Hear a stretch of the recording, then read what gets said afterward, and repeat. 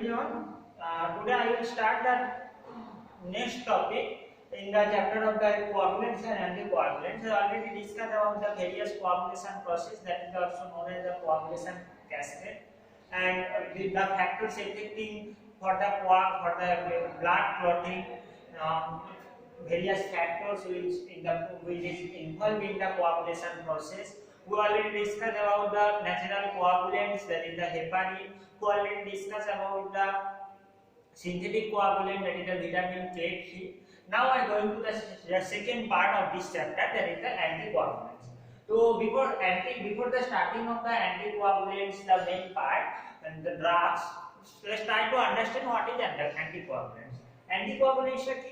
Anticoagulants যদি সংক্ষেপে বলা হয় যেটা কি করে ব্লাড ক্লটিং টাইমটাকে ইনক্রিজ করে দেয়, prolong the duration of the coagulation of blood, আর এটা বলতে পারো যে এটা মিনিমাইজ করে clotting of the blood clotting কে মিনিমাইজ করে। ব্লাড ক্লটিং মিনিমাইজ করে দিলে, ব্লাড ক্লটিং মিনিমাইজ হলে ব্লাড ক্লটিং এর যে টাইমটা, দা ডিউরেশনটা ওটা বৃদ্ধি পেয়ে যাবে অটোমেটিক। তো it is the drugs or agent যেটা কোয়াগুলেশনটাকে ব্লাডের কোয়াগুলেন্টটাকে রিডিউস করে। So I think that is the understand what is the anticoagulant. Coagulation প্রসেসটাকে যেটা প্রসেস বা ব্লাডের কোয়াগুলেন্ট ক্লটিংটাকে যেটা যে রিডিউস করে। Now going to the classification of the anticoagulants, I see that the anticoagulants is the classified basically on the basis of the route of administration. One is parenteral route and second one is the oral route. Heparin, which is comes in your syllabus, which that is the under the parenteral route.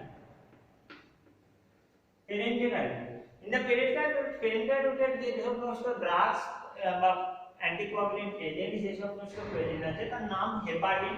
You can remember the fondaparinux or in case lapiridine, bivalirudin, এগুলো parenteral drugs anticoagulants.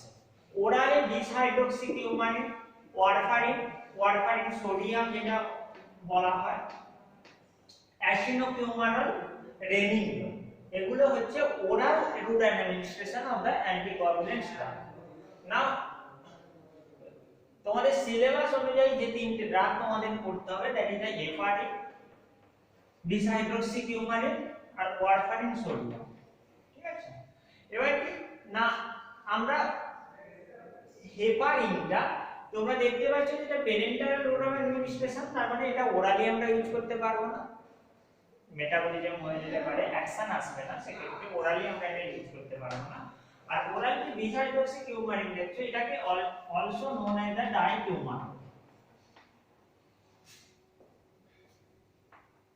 এটা ডাইকিউমারিন নামে জানা যেতে পারে। They are going to the separate drugs, that is the heparin, and before studying the heparin এটা জানার দরকার যে অ্যান্টিকোয়াগুলেন্টস কেন ইউজ হয়। যেসব ক্ষেত্রে যেসব ডিজিজ ব্লাড ক্লটিং এ ডিজিজটা ব্লাড ক্লটিং এর জন্য হয়, যেমন ব্লাড ভেসেলে যদি ক্লটিং হয়ে যায় যেটাকে থ্রম্বোসিস বলা হয়। Thrombosis mean blood clotting in the blood vessel. ঠিক আছে, তো এসব ট্রিটমেন্টে thrombosis treatment, pulmonary emphysema, pulmonary লাংসের আর্টারিতে যদি ব্লাড ক্লটিং হয়ে যায়, পালমোনারি এমফিজিম, মায়োকার্ডিয়াল ইনফারেকশন, এসব ট্রিট করতে বা ইন কেস অফ সার্জারিতে ক্লটিংটাকে বন্ধ করার জন্য অ্যান্টিকোয়াগুলেন্টস ইউজ হয়। এটার আরো ইউজ আছে, ব্লাড যে প্রিজার্ভ করে রাখা হয় বিভিন্ন ব্লাড ব্যাংকে, সেখানেও অ্যান্টিকোয়াগুলেন্টস ইউজ হয়। সার্জারিতে তো অফকোর্স ইউজ হয়, আমি ওটা বলে দিয়েছি। Now going to the heparin. Heparin first one is the heparin. এর ব্র্যান্ড নেম এর মধ্যে আছে, তোমরা দেখতে পাবে বেপারিন,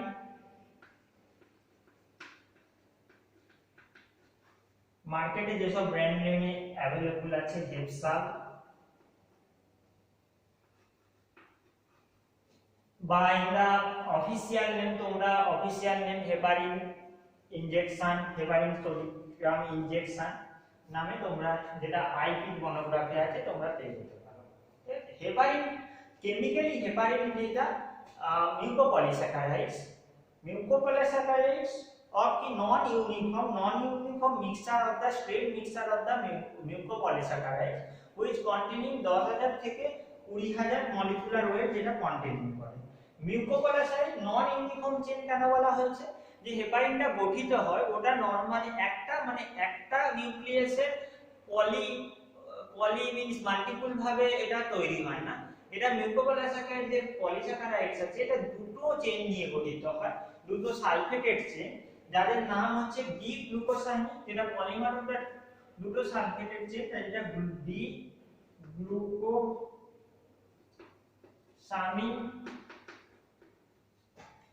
এর ইডিউরোনিক অ্যাসিড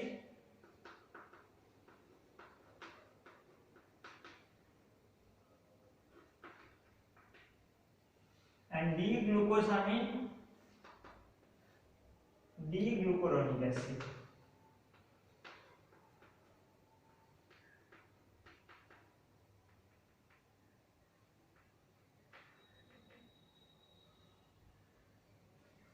দুটো sulfated unit, sulfated disaccharide unit, এই দুটো ইউনিটের polymer hepar.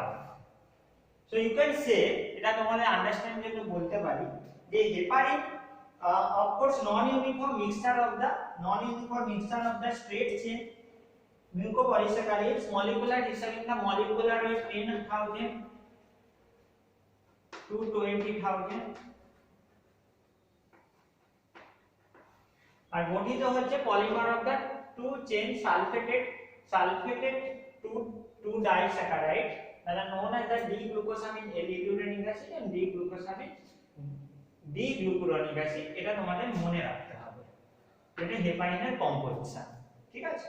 Now going to the physical properties. In the physical properties, এটি white, grayish white odorless hygroscopic powder, and heparin is present in the odorless hygroscopic powder, it is hygroscopic, এবং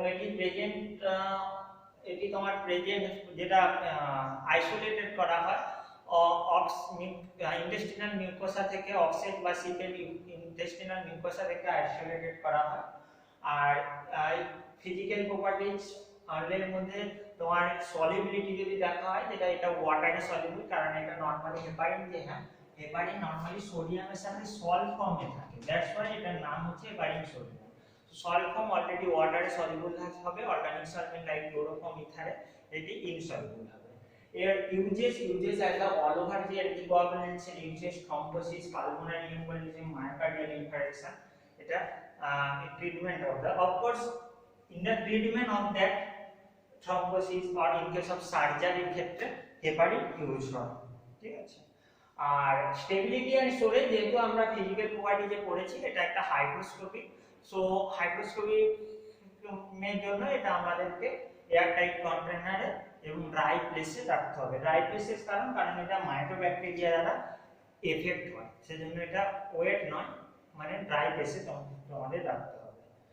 আর এটা যে আমি আগের দিন যে পড়িয়েছিলাম, কোয়াগুলেশন পাথওয়ে পড়িয়েছিলাম, তাতে বিভিন্ন যে ফ্যাক্টর আছে, যেমন 10 অ্যাক্টিভেটেড, 10 ইন্ট্রিনসিক এর যে পাথওয়ে আর কমন পাথওয়ে যে আছে, ওতে বিভিন্ন জায়গায় হেপারিন ইনহিবিট করে। এটা ডিটেইলসে তোমাদের পড়ার দরকার নেই, তোমরা এটুকু জেনে রাখো, এটা ইউজ হয় prevent the thrombosis or pulmonary embolism, prevent the blood clotting during the surgery. Now going to the second, that is the second part of the anticoagulants, that is the under the oral anticoagulant, that is bis-hydroxycoumarin or dicoumarin.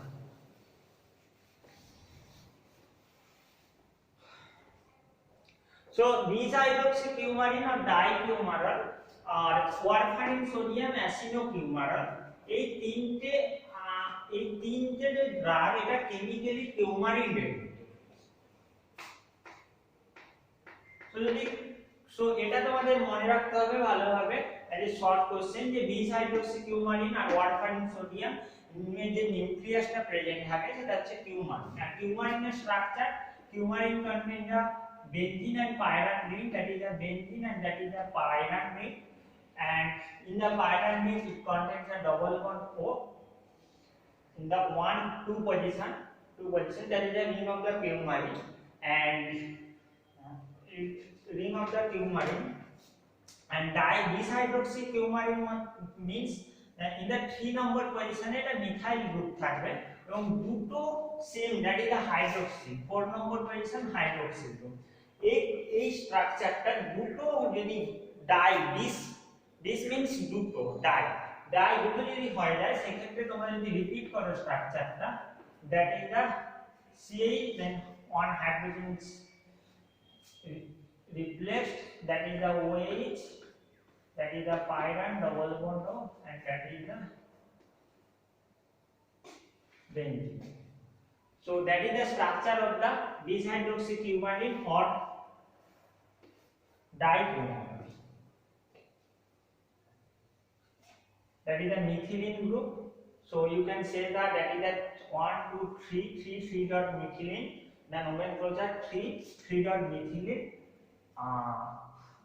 this 4 hydroxycoumarin, এটা একটা coumarin derivative. আমরা structure already এই স্ট্রাকচারটা সিলেবাসে তোমাদের নেই, যদি তোমরা মনে রাখতে পারো এটা এজন্য আমি বললাম কারণ এটা একটা কিউমারিন যে ডেরিভেটিভ এটা তোমাদের ভালোভাবে বোঝার জন্য আমি স্ট্রাকচারটা ড্র করলাম যাতে তোমরা ভালোভাবে এটা মনে রাখতে পারো যে এটা একটা coumarin derivative. As well as word function তোমরা যদি স্ট্রাকচার দেখো ওটা একটা coumarin derivative. Now going to the properties এর ক্ষেত্রে যেটা এটা in the physical properties that is the white or creamy white crystalline powder, অর্ডারটা ফেন্ট অর্ডার যেটা অ্যারোমেটিক অর্ডার হয়, bitter slightly bitter in the taste. আর যেহেতু dihydroxy that is the insoluble in water, এটা কোনো সল্ট ফর্মে present থাকে না, insoluble in water হয় and soluble in ether chloroform। Treatment of course thrombosis এ ব্লাড ক্লটিং, যে ব্লাড ভেসেলে ব্লাড ক্লটিং টাকে প্রিভেন্ট করতে এটা ইউজ হয়। আর warfarin sodium that is the another drug of the important drug of the anticoagulant, এটিও একটি কিউমারিন ডেরিভেটিভ, এর যে নিউক্লিয়াস প্রেজেন্ট থাকে কিউমারিন ডেরিভেটিভ। আর এই ক্ষেত্রে যে কিউমারিন ডেরিভেটিভ মানে dihydroxyতে এই বাকি কিউমারিন এই নিউক্লিয়াসটা সেম থাকবে, চেঞ্জ হয়ে যাবে, এখানে এটা বেনজিন হয়ে যাবে, CH এটা বেনজিন রিং এসে যাবে,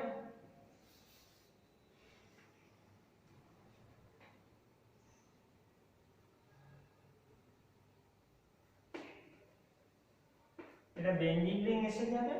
আর এখানে একটা দুটো এক মিনিট,